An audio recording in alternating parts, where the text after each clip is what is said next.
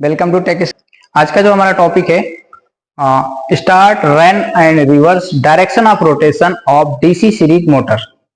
जो हमारी DC series motor होती है उसको कैसे स्टार्ट करते हैं, उसको कैसे रनिंग कंडीशन में लाते हैं, प्लस उसका जो रोटेशन का डायरेक्शन है वो हम कैसे चेंज करते हैं, वो सारी चीजें हम देखेंगे। तो हमने 1 2 3 4 हमने वाइंडिंग्स बनाई है, जिसमें आर्मेचर वाइंडिंग है और सीरीज फील्ड वाइंडिंग है।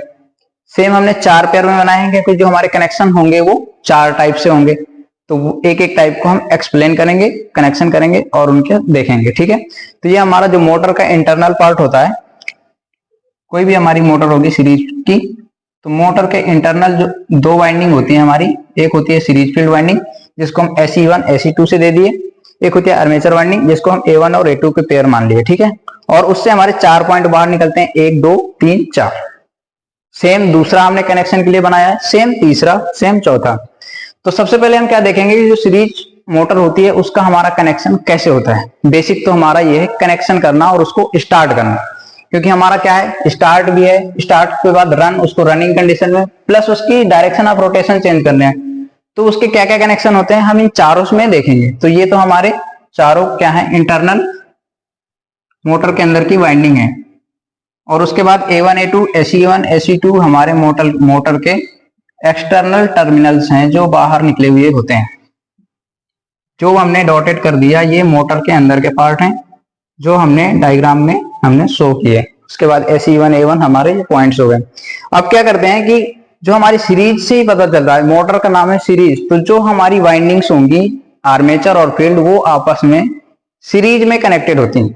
ठीक है, तो सीरीज में कैसे कनेक्टेड होती है, मान लो सपोज हमारे पास एक लैंप है और ये दूसरा लैंप है। अगर इसको हमें सीरीज में कनेक्ट करना है, इसका एक पेयर और ये दूसरा पेयर, इसका एक पेयर और ये इसका दूसरा पेयर, इसको सीरीज में कनेक्ट करना है तो इसका पहला पॉइंट, इसका दूसरा, और इसका पहला, इसका दूसरा, इसका पहला दूसरा, इसका दूसरा, इसका पहला हमारा एक साथ हो जाएगा और ये पॉइंट हमारे निकल के आ जाएंगे, ये आ जाएंगे। इसमें हम फेज दे देंगे, इसमें न्यूट्रल दे देंगे। अगर डीसी सप्लाई से जोड़ेंगे तो इसमें पॉजिटिव दे देंगे और इसको निगेटिव दे देंगे। ये हमारा हो जाएगा सीरीज कनेक्शन।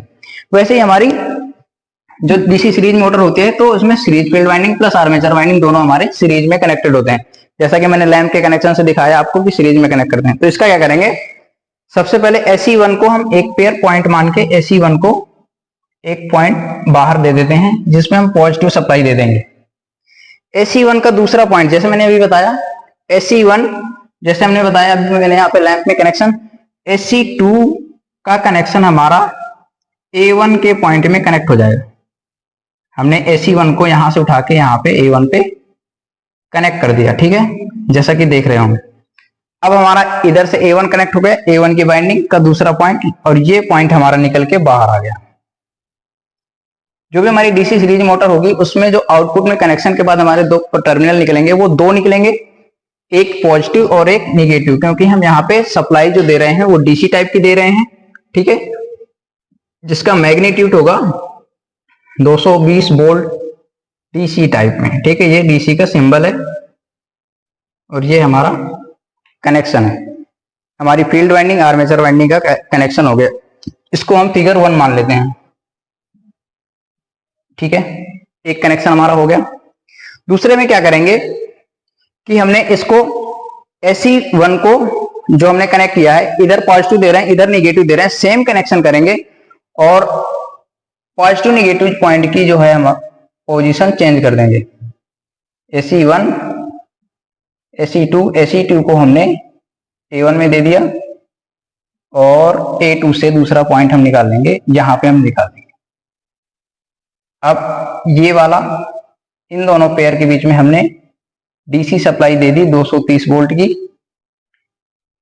ये हमारा पॉइंट हो गया। अभी हमने क्या दिया, पहले वाले फिगर में ऊपर पॉजिटिव दिया था, हमने यहाँ पे निगेटिव दे दिया और यहाँ पे पॉजिटिव दे दिया, और इसको फिगर नंबर हम 2 नोट कर दें।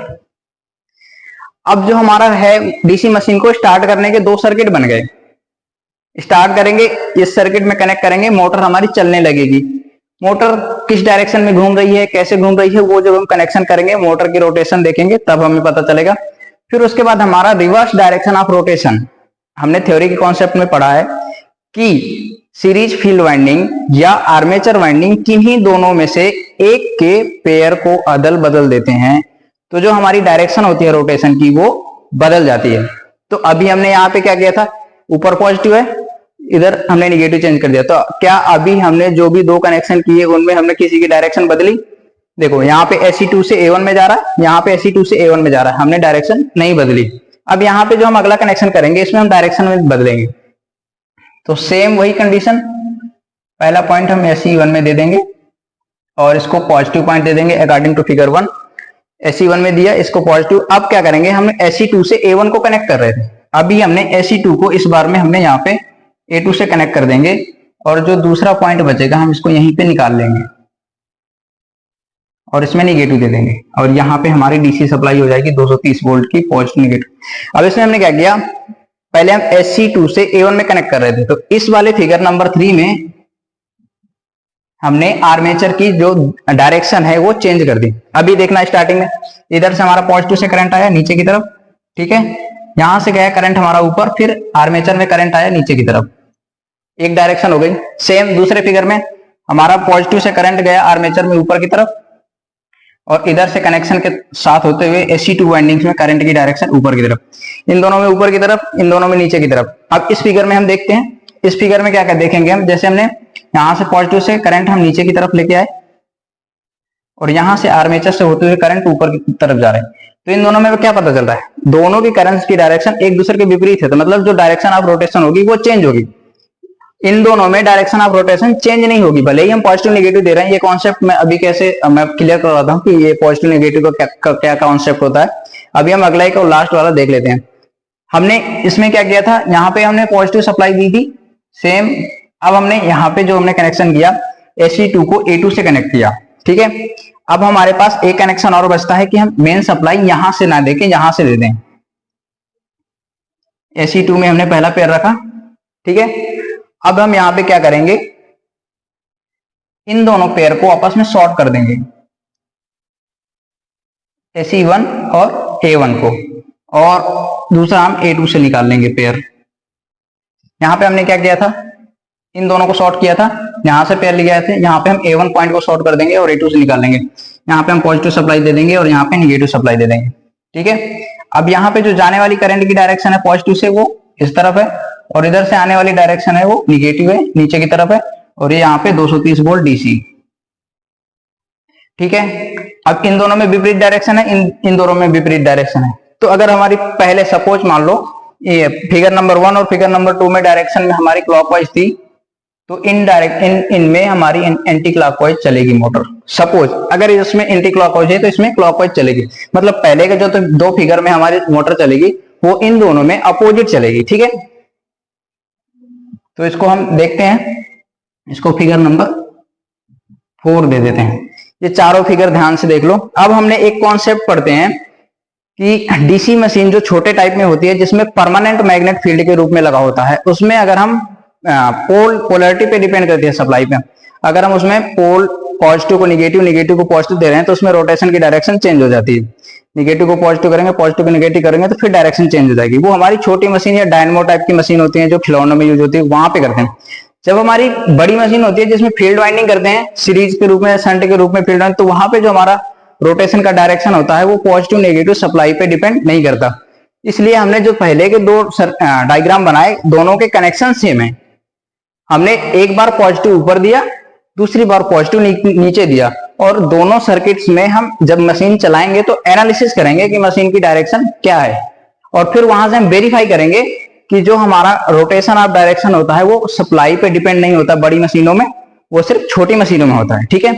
फिर हमने दो सर्किट डायग्राम और बनाए, ठीक है, जिसमें एक सर्किट डायग्राम में हमने SE2 और A2 को शॉर्ट किया और इन दोनों में सप्लाई दिया, क्योंकि अब इन दोनों में सप्लाई पहले इसमें फील्ड में नीचे जा रही, आर्मेचर में ऊपर जा रही। इसकी डायरेक्शन देखेंगे, हमने इसमें 1 वाले पॉइंट को शॉर्ट कर दिया, दोनों 2 वाले पॉइंट से सप्लाई दे दिया।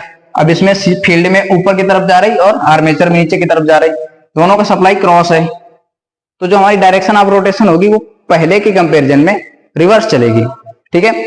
और इन दोनों फिगर्स में हम वेरीफाई करेंगे। तो ये हमारे 4 फिगर्स हैं। अब हम एक छोटी सी टेबल बना लेते हैं। टेबल में क्या लिखेंगे, सीरियल नंबर, फिगर नंबर और रोटेशन। अब हमारे figure number 1, figure number 2, figure number 3 और फिगर नंबर 4, ठीक है। अब यहाँ पे हम डायरेक्शन लिखेंगे, हम प्रैक्टिकल जब करेंगे, करके देखेंगे वहां पे, तो वहां पे हम देखेंगे कि फिगर नंबर 1 के कनेक्शन के अकॉर्डिंग हमारा रोटेशन का डायरेक्शन कौन है, फिगर नंबर 2 में रोटेशन की डायरेक्शन कौन, फिगर 3 में रोटेशन की डायरेक्शन क्या है, और फिगर 4 में डायरेक्शन क्या है। फिर जब हम चारों का एनालिसिस करेंगे, फिर उसके बाद हमारे जो पॉइंट्स होते हैं कि बड़ी मशीनों में सप्लाई पोलैरिटी का कोई इफेक्ट नहीं होता, वो यहाँ से वेरीफाई करेंगे। फिर हम ये देखेंगे कि आर्मेचर को जब चेंज करते हैं तो डायरेक्शन क्या होती है, फिर हम वेरीफाई करेंगे, फिर ये हम उसको वेरीफाई करेंगे। तो थ्योरेटिकली पार्ट जो भी हमें एक्सप्लेन करना है, जो भी समझना है, वो 4 सर्किट डीसी सीरीज में 4 बनेंगे, वो चारों हमने बना लिए। उसके बाद हम आगे देखते हैं, ठीक है। प्रैक्टिकली करेंगे, प्रॉपर प्रैक्टिकली वेरीफाई करेंगे, ये टेबल बनाए, इस टेबल में हम लिखेंगे, ठीक है। Thank you.